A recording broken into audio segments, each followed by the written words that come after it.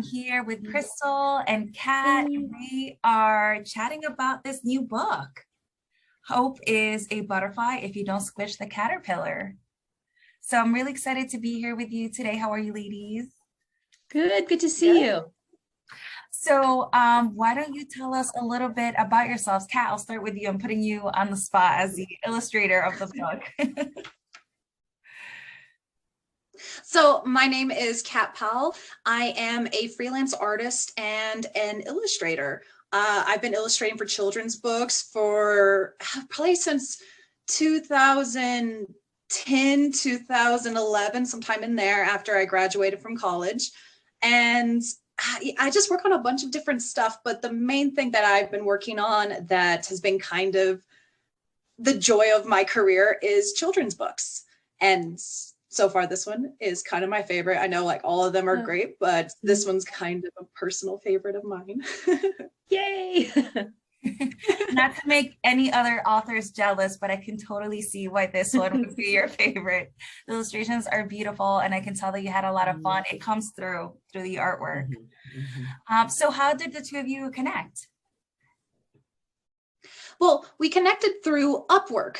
That's one of these sites where it helps to connect artists and illustrators with authors and just other types of clientele who are trying to look for either digital artwork, traditional artwork, and writers, everything in between. So that's how we were able to connect. And Crystal, I think it was kind of a process for you to find an illustrator that you felt really drawn to, whose artwork really spoke to you. Tell us a little bit about your search and how you decided Kat was the one. Right. So I put an ad on Upwork and I had probably 95 responses.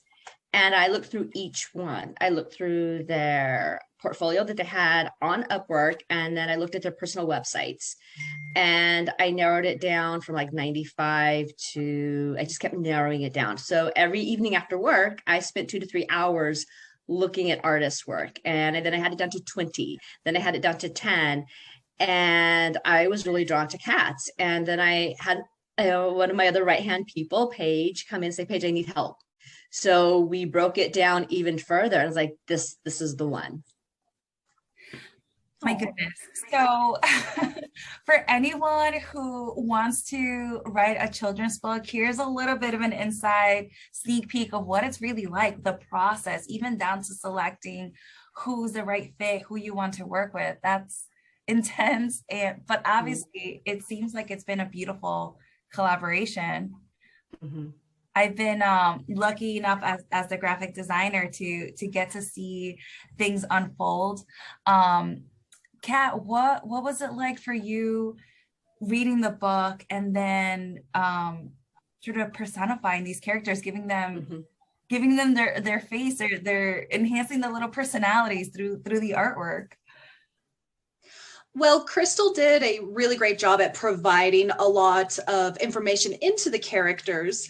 And it also helped that the dogs in the story, as well as there's a cat as well, they're all based off of her pets. So I just kind of took the information that she gave me, plus some of the photos, because you can kind of see a dog's personality through the way they carry themselves, their expressive little eyebrows.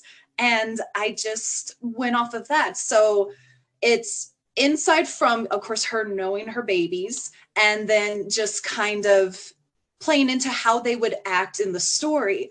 And honestly, the animals were probably the easiest part to get, just because, you know, Crystal helped to make it a very easy process.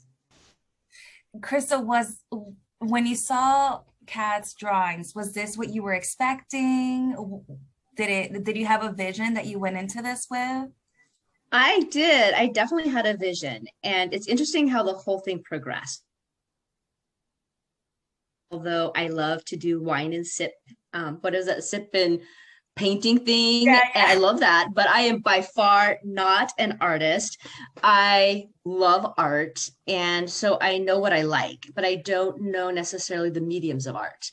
But I had a vision, and when I received Kat's for sketches, I love them. And then we went through she completed 23 illustrations, and they were cute and lovely, but it was like, I don't know, it's just something is missing, the depth, the lines. And I was looking at Kat's website at her art, and I didn't have the language to describe what I wanted. And that's where, Jasleni, you helped me, because I was working with Kat, and Kat was like, I'm sure going, okay, what do I do to make this what you want? And it was sitting with Jasleni, who is an artist yourself. Not only is Jasleni a web developer and a graphic design artist, and my voice of reason, she's an artist. And we went through Kat's art, and the ones that I loved of Kat's artwork, Jasleni said, this is digital, but this is digital that you like because it has the contrast that you're not going to get in your characters, but you are drawn to traditional art, watercolor and colored pencil, which it makes sense. I just didn't know. I didn't know digital art versus traditional art. And so once we did that, even though if you look at the entire book with Kat's original digital art, it's great, it's fabulous. So it was really hard for me to say, I love it, but there's something I would love more. And when she did the first, the first piece for me to look at with the traditional art, it was, this is magic. And then I was speaking her language in a way that she understood. And I was like, well, let's have little hidden creatures here and there. And the instruction I gave Kat was, I want the magic inside of you as an artist to come out and fall on the page. And I want the children to pick up the book and feel like they're in an art gallery. And when she did the traditional art and did the little hidden creatures, it was the magic. It was you could feel, when I look at the two, I could feel something magical presence about the traditional art that was a part of Kat. And I don't know if I'm explaining it right, but there was something there and so now when people see the story, it's who's the artist. And my dad, who, I think he thinks it's a cute story, but he's like, oh, I'd buy the book just to put this art on the wall. He didn't say I'd buy the book because it's a cute story. He was all about the artwork, ripping out the pages and framing the pages and putting them on the wall. And that's what I wanted. And just to clarify for those of us that are listening in, Kat started off with this digital art. And then Crystal was able to identify that even though the art was really beautiful, there was a hand quality to it that she really wanted that was missing. And so it was really incredible how, Kat, you just said, okay, let's do this. And redid these illustrations to really align with Crystal's vision. Kat, what was that like for you, the process of putting it all together? Well, whenever we were first doing digital, sometimes I can usually tell whenever someone I'm working for is not, like, they're happy, but they're not ecstatic about it. You can always tell, even in text, whenever it's like, you like it, but you're not in love with it. And I'm like, it was a little bit frustrating on my part, where I was like, I want Crystal to be happy because this is her vision and I want to bring that out. And the moment that she said, hey, bring more of yourself into this, because usually whenever it comes to creating artwork for authors, they have a vision and you usually stick with that. So this is one of the few times where I get to put more of myself into it. So the moment she kind of, I guess you could say, like, let me off the leash, I was like, boom, got it. And so I just kind of went ham with it, especially whenever you mentioned having little creatures in it. I was like, done. The moment you said that, I was like, okay, we're going to have little mice, little extra little butterflies everywhere. We're going to have spiders, because I just loved your feedback on that. So that's how come this was such a dream project for me, because I've never had the ability to put so much of myself into work before. Like, there's always part of me, but this was really a part of me. That's how come I enjoyed it so much. And as an artist, I can attest how it's like music to your ears when the client says, run with it, like do your own thing, follow your heart, and be creative, especially because in a project like this, there's usually certain parameters, right, that you have to stay within. So yeah. I totally understand what you mean by that. Do you have a preference between digital and hand-drawn art? Do you like one more than the other? Well, sometimes I think it's kind of a mood thing. If I just get tired of staring at a monitor, I kind of crave that tangible, physical touch of messing with artwork. And even though I do have programs that do their best to mimic traditional artwork, like oils, acrylics, some of the textures, some of the flow, it's not the same. There's something about gravity and texture that you get in real life that's just, it's different because there's a spontaneity to it. It's not a program thinking it's spontaneous, it's actual life being spontaneous, if that makes sense. Yeah, there's an interaction too between you and the medium that you're working with that working in a digital platform just can't replace. You got it. Yeah. Crystal, so any advice for somebody else who's looking to write a children's book and working with illustrators? Gosh, I think have a team, and that is what helped me tremendously because so my other right-hand person other than you, Jasleni, is Paige, and Paige was able to say, you like this, but there's something that's missing for you. And giving me that, okay, what is it? And then us trying to figure that out, but then really having you, Jasleni, to give me the language and to help me identify. Because like the digital work was nice, but it's just, I'm not surprised that I love just the old fashioned traditional art. I mean, that's just what I have in my house. That's what I love. There's an energy exchange with the human onto the page that I think I just find that I'm drawn to. And if I didn't have a team to help me understand what I wanted, that was a big piece. And then, taking the time to find the artist that's going to work for you. Not only did I really love Kat's art, I loved working with Kat. Kat was patient with me and tried to understand when I didn't understand what I wanted, and was really always communicated with me. And she liked the vision. And I think that's the important piece. Like if someone read the story and I could hire them to go through the action and create the characters, if they don't love the characters, it's going to be a different quality to come through. And so I think it was really someone who loved animals, and I looked at Kat's work. She has insects and she has animals. So she has a love for nature. And so I knew right away that would probably be a good fit too with the story. And just taking the time, slowing it down and taking the time to find the talent, the skill level that's going to fit for what you're wanting. Crystal, as I'm hearing you talk, the two words that come into mind is alignment and energy. And that feels so fitting for you, who you are, your business. I mean, your whole mission around your business is raising the vibration of this planet, one person at a time. And so how fitting, right? To carry that intention down to every little detail of the work that you do and to the interactions with those that you work with. So it would make sense that if the digital art, as beautiful as it was, didn't feel, right, the vibration wasn't quite what you wanted it to be, that would be addressed. And I think it really says something when you carry that core mission into every aspect of what you do. And absolutely. And it comes through. I think it comes through, and and everybody was such a great team.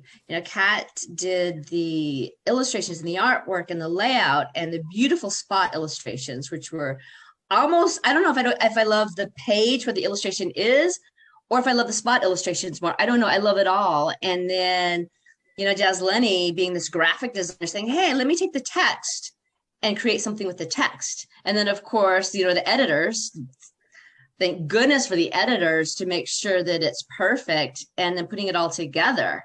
Like, so there's a piece of everybody in the book. And when I read it to 2 classes, to probably about 200 kids this week, they got the sneak peek.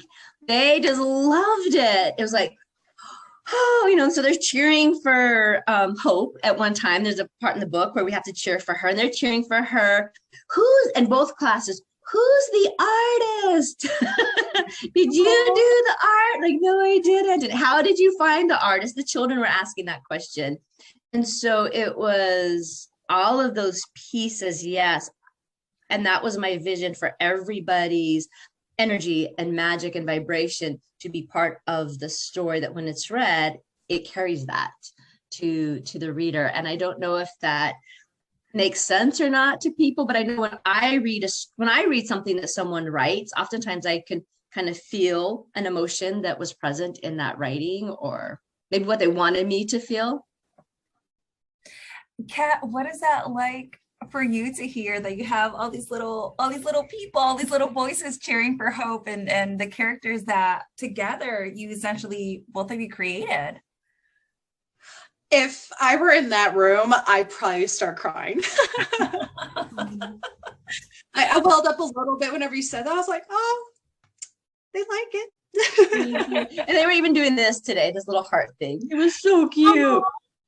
Mm-hmm. It was cute. Oh, that's wonderful. And I also wanted to make sure that whenever we do create the illustrations, I think there's this happy medium of it being both child friendly, but it's even adult friendly. So that way parents are sitting there reading something that's a little bit dull for them. Even if the kids love it, they're like, okay, typical children's book. At least with this one, the visuals are a little bit more mature because they're kind of an exaggeration of reality. They're realistic, but they're also still playful. So parents get to sit there, enjoy the artwork, enjoy the story, and it's not really talking down to anybody. It's like a basic conversation with a little bit more, I guess, adventure into it. And I don't know, that just makes me so happy that the kids enjoyed it so much. Oh, I can't get over that. That just made my day. Yeah. And I like how you said that. And that was the vision I had as well, Kat, is I think the cartoony books are cute. Nothing against books that have a cartoony type of illustration. That's just not my style. And that's not what I wanted. I didn't visualize a cartoony type of book. And your illustrations are an art that's more sophisticated, but can also be enjoyed by really anybody. Well, I will add to that the story itself also, I'm going to piggyback off what Kat just said. There is this magic there for the kids, but it certainly is a kind of story that gives the adults reading the stories a lot to play with in terms of digging into the lessons within the books and getting the kids curious and really starting those conversations without giving too much away. Big life lessons around kindness and respect and how we judge others. And so I think that the illustrations and the story really complement each other in that way, that they can be really fun and entertaining for the kids without being dull for the adults reading them. Yeah, and lessons sprinkled throughout. Then an adult reading the book can also say, I wonder if I've ever done that. Or that's something to think about too. Right. I'm so tempted to just like grab the illustrations and share them right here, right now. But I know, right? If you want to see the illustrations, get a copy of the book, and you can find it at operationtransformationbooks.com. The book will be released this summer, 2022. I'm curious, Kat, I'm going to put you on the spot again as we wrap up. Do you have any advice of how we can raise the vibration of the planet one person at a time? It's something that, like, I know a lot of us have grown up being told, treat others the way you want to be treated, be kind, and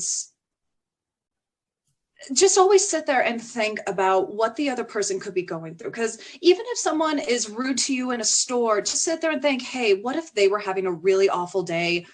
don't turn around and give them the same type of emotion. Just either walk away if you can, or just try to be a little bit nice, even if someone's being just absolutely rude to you. You know, we don't need any more of that in the world. Just try to be the type of good that you want, because it starts with one person. And who knows, someone could have a bad day and you just smiling at them makes them feel a little bit better. It's funny, I asked Crystal this question, and I think both of you had almost the same, the same feeling, right? A little bit of kindness can go a long way. And something as simple as a smile can go a long way. So for anybody that is interested in learning more about you, Kat, where can we find you, learn more about your work? I do have a website. It's katpowellartist.com. Through there, you can find all my social medias. I have, Instagram, Facebook, all of that. And I mean, people can just drop me messages. I always love to talk to people. And yeah, that's one great way to connect me. That's how you can kind of find me everywhere. It's just katpowellartist.com. Awesome. And I'll make sure to include the link. And Crystal, thank you. We can find you at operationtransformationbooks.com and on Facebook, Operation Transformation Stories, and Instagram, Operation Transformation Stories, and LinkedIn. Awesome. Well, I will make sure to add all those links. Look around. Thank you so much. And gosh, I can't wait till we can share the book with the whole world. You can see the illustrations. I'm so excited. Oh, I cannot wait. All right. Thank you, ladies. Until next time. Thanks. Good to see you. Bye.